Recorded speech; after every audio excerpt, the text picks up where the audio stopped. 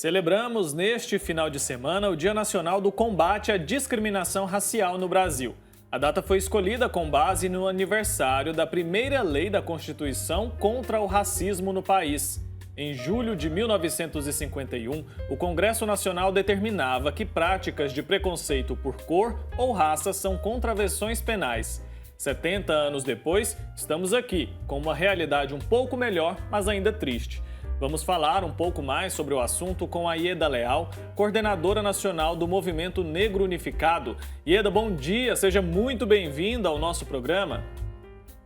Bom dia Wilker, bom dia a todos os nossos telespectadores nesse dia tão maravilhoso que é segunda-feira, que é um dia de luta.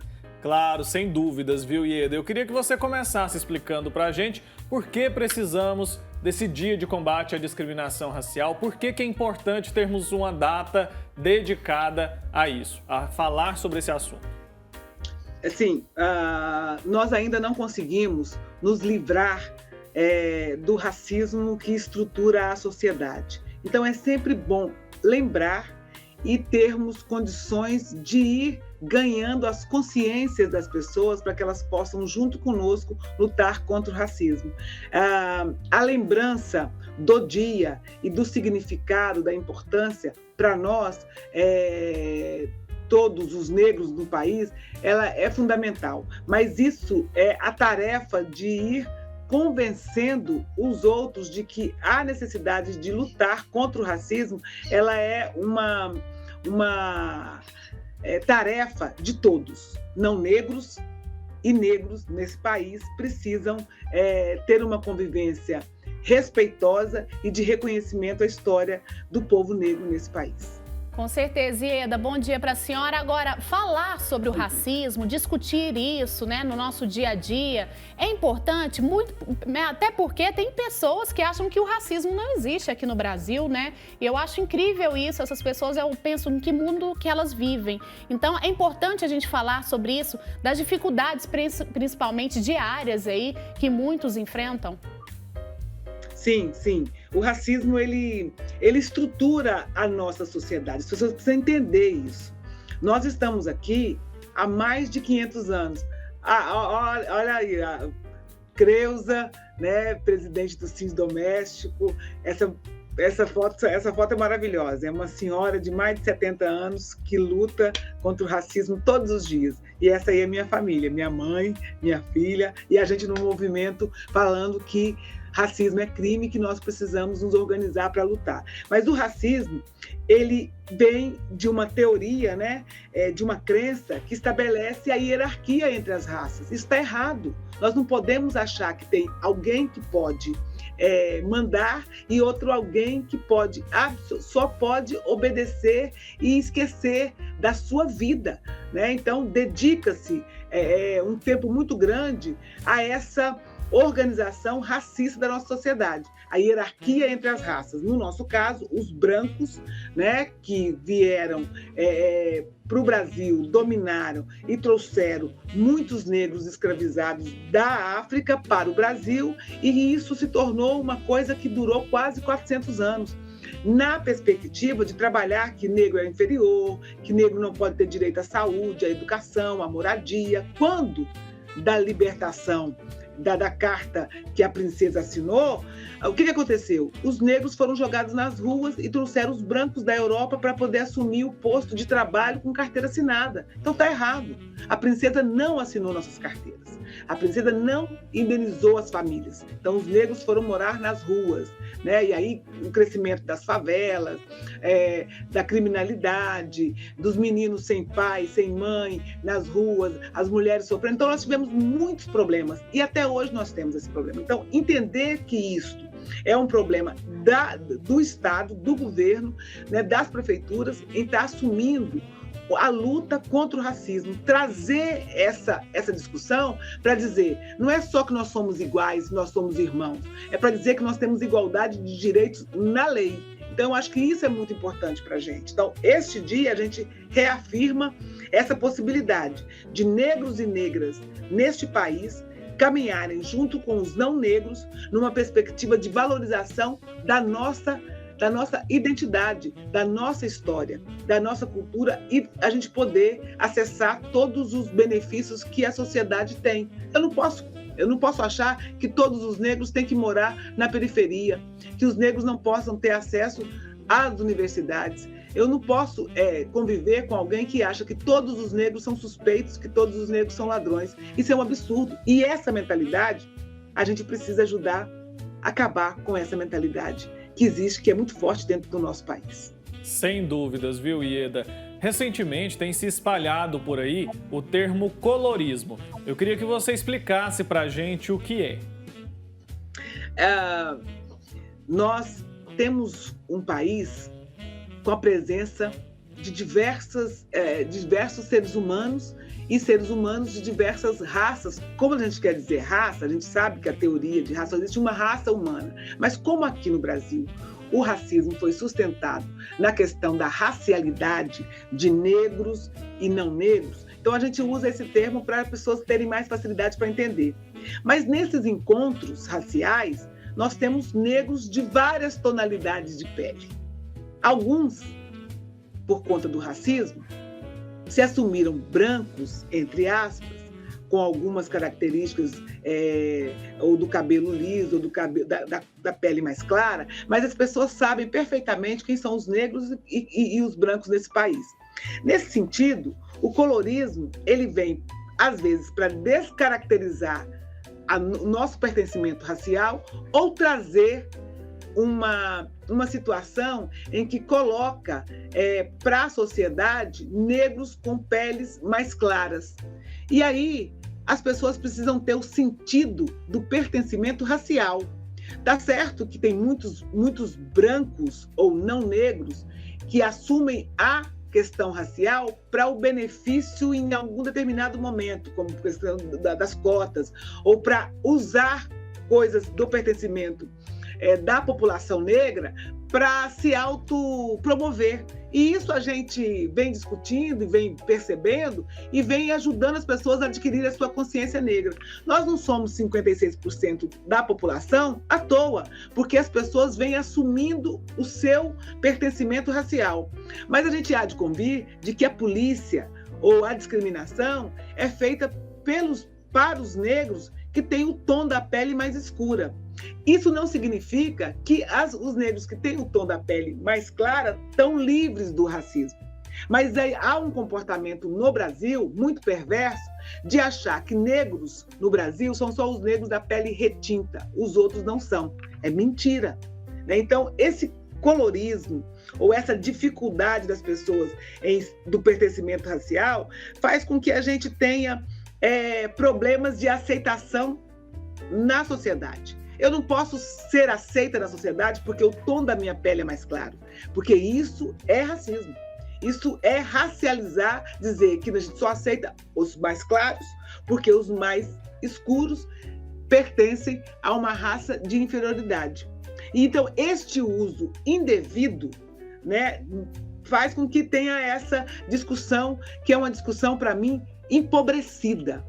Porque o que a gente precisa ter é a coragem de assumir, sem essa história da folclorização, né? Não é colocar um turbante que te torna negro, não é isso. Mas o turbante, ou a forma de existir, de pensar, de organizar, da cosmovisão, ou as pessoas que são pertencentes à religiosidade de matriz africana, isso é um pertencimento racial que está ligado na nossa ancestralidade. Então a gente não pode confundir essas questões. Então isso vem mais para dividir, para chocar as grandes ideias e trazer os oportunistas que têm a dificuldade do pertencimento racial em ficar brincando com uma coisa que é muito séria. Ser negro no país não é brincadeira. Ser negro no país significa assumir uma história de mais de 500 anos, de assumir a nossa ancestralidade, de olhar para o lado e observar a mãe negra, o pai negro, né, o pertencimento que nós temos e a responsabilidade de carregar uma história de luta, de sofrimento, de muito sofrimento, porque as balas, elas nos encontram, e isso a gente sabe. Nós, mulheres negras, somos abordadas às vezes nas ruas, ou quando nós estamos em algum outro setor mais nobre da cidade, como é assim que é chamado, as pessoas brancas vêm perguntar se a gente está procurando emprego de doméstica. Não que isso seja uma vergonha, mas as pessoas brancas nesse país acham que mulheres negras, crianças negras devem ser exploradas no serviço doméstico. Porque o serviço doméstico, ele é importante, ele é valoroso, mas não pode a pessoa achar que reduzir a nossa existência nesse papel de trabalhadoras domésticas. Nós podemos ser cientistas, nós podemos ser médicas, mas o colorismo, ele entra no Brasil de uma forma muito ruim, né? Como se quisesse liberar uma parcela da sociedade para que ela possa assumir qualquer características da população negra e isso dar a ela a condição de dizer pertencente de um todo racial. O que é importante é o pertencimento racial e a luta contra o racismo. Isso eu acho que é muito importante. E aí a gente também tem pessoas brancas, que não são negras, assumindo essa história de luta conosco, porque a gente quer um país melhor e mais justo. Com certeza, Ieda. Agora explica pra gente o que é a desigualdade racial. Sim. É o resultado do conjunto, da teoria e das crenças racistas de um país, né? Como é que funciona? Quando eu percebo que na grande maioria de todos os lugares não existe a representatividade da população negra, você vai observar isso nas lojas de atendimento. Você vai observar isso na escola, quando começa a crescer a possibilidade de atingir o ensino superior, vai embranquecendo. Então, a desigualdade racial ela vai aparecendo, porque os negros são absolutamente jogados para o esquecimento do pertencimento na vida trabalhista, né? Nós vamos sendo o legado que se deixa para as pessoas que vão no trabalho ou na escola é de que elas precisam abandonar porque aquilo não é delas, né? Então nós temos essa desigualdade racial, a desigualdade racial na Câmara Municipal, na Assembleia Legislativa, na Câmara Federal, quando a gente percebe que num conjunto de 56% da população, nós não estamos representados. Nós só estamos representados em locais onde as estatísticas que contemplam a maioria são casos negativos. A maioria nós somos encarcerados, né? Existe uma desigualdade racial no tratamento judicial, porque os negros eles não têm o atendimento judicial em detrimento dos brancos que estão que são acusados de algum crime e que tem essa questão da cor da pele. Nós vamos perceber isso claramente. Nós vamos perceber isso nas propagandas de comunicação, porque não é porque existe um ou dois jornalistas que apresentam vários jornais, mas nós vamos observar que nós não estamos na representação. Se somos 56% da população, nós deveríamos ser também 56% em todos os postos. Por exemplo, na questão das novelas. Então, todo mundo tem isso, porque a gente sempre usa isso. As novelas, nós não somos representados com dignidade. Existe uma desigualdade racial. Nós estamos naqueles postos em que a sociedade determina, né, ao longo desses anos todos, por conta do racismo, aonde nós podemos estar, servindo as pessoas, não tem uma ligação com a família. Então, isso tudo é uma desigualdade racial, que faz com que as pessoas acreditem que nós não existimos no país. Então, isto é um problema sério que o racismo traz no seu bojo e que vem sendo reforçado e que nós estamos lutando para isso. Se você pegar um livro didático e folhear, você vai perceber que a representatividade da população negra nesses livros didáticos é muito negativo, por mais que a gente tenha feito um trabalho muito intenso para denunciar, mas a gente ainda continua com essa desigualdade racial. Tá certo, Ieda. E a educação, ela é um caminho, então, para acabar com essa desigualdade, educar as crianças e como fazer no caso dos adultos que têm essa carga de preconceito? Eu acho que a educação, eu sou professora alfabetizadora e me especializei em métodos e técnicas de ensino. Sou paulo freireana. Eu quero e gosto muito de poder dar a oportunidade para as pessoas para que elas possam aprender a lidar com as letras para, de fato, conseguir decifrar o mundo. A educação é um caminho. É um dos melhores caminhos para a gente poder combater o racismo, né? Com a possibilidade que nós temos de contar com os trabalhadores na educação, quando eles se organizam, se juntam, nós temos a condição de fato, sermos mais felizes, porque a gente dá conta de dizer, desde a educação infantil, e na sequência, seguindo a carreira educacional de cada um e de cada uma, dando a possibilidade de lutar contra o racismo e acolher todas as possibilidades da diversidade dentro da escola e fazer com que isso se some fora da escola. Então, este é um dos melhores caminhos. Como é que a gente faz isso?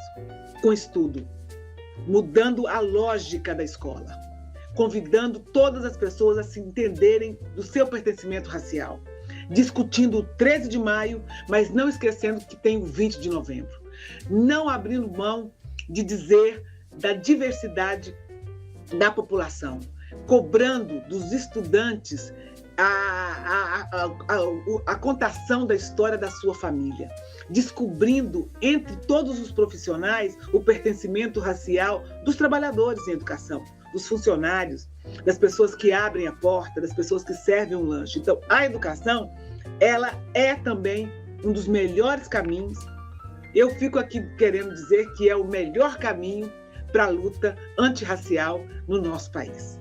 Com certeza é sim, Ieda. Só para a gente finalizar, conta para a gente um pouquinho quem mais sofre com o racismo, com esse preconceito, Ieda. Tem algumas características aí das pessoas que sofrem mais no dia a dia mesmo com essas situações?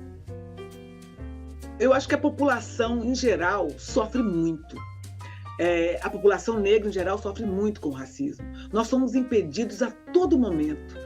Há sempre uma desconfiança, sempre uma piada. A gente vai sempre dar de cara com alguém querendo nos comparar com algo que não é apropriado. Então, o sofrimento. Mas hoje eu quero trazer para vocês aqui um sofrimento das mães, das mulheres negras nesse país. Nós estamos no mês do Julho das Pretas. O quanto a gente sofre quando a gente se despede do filho que vai trabalhar ou vai estudar e nós não temos a certeza se essa criança ou esse jovem vai voltar. Ou quando nós temos os nossos filhos encarcerados e que a gente não tem a justiça do nosso lado. Nós sofremos quando nós perdemos as nossas filhas, os nossos filhos, para essa exploração sexual. Quando a gente tem os nossos filhos retirados de nós por conta das balas, que são balas que atingem a juventude negra. Então, eu acho que as mulheres negras sofrem muito. A gente vai muito para a luta. A gente luta muito. Você está mostrando aí, por exemplo, a Marinete, a mãe da Marielle. Essa mulher sofre todos os dias porque teve a sua filha assassinada. Então, eu acho que a gente sofre muito. As meninas retiradas do lar com a desculpa de que vão ser criadas por famílias brancas abastadas do nosso país e que se transformam em empregadas domésticas e que às vezes são resgatadas 40 anos depois, como é o caso de uma senhora do Rio de Janeiro e uma outra também no interior de Minas Gerais, onde ela foi altamente explorada. Então, existe um sofrimento muito grande das mulheres negras, mas em contrapartida, Wilker e Marina, nós temos uma coisa que é a garra de a gente sempre continuar vivendo, sobrevivendo, para retirar da nossa história essas histórias negativas que são insuportáveis. Nós não aguentamos. Às vezes a gente se coloca na perspectiva de sermos muito fortes, porque a gente sabe que o nosso povo, o povo negro, precisa de mulheres negras fortes para lutar contra o racismo, porque o racismo é de uma perversidade muito grande. Nós precisamos acabar com o racismo. E só acabaremos com o racismo quando nós tivermos as pessoas conscientes do que o racismo faz, de como ele destrói a vida das pessoas no nosso país. Tá certo. Ieda Leal, muito obrigado pela sua participação aqui, viu? O assunto é sim muito sério e merece destaque. Nosso tempo, infelizmente, chegou ao fim. Eu agradeço você. Até uma próxima oportunidade.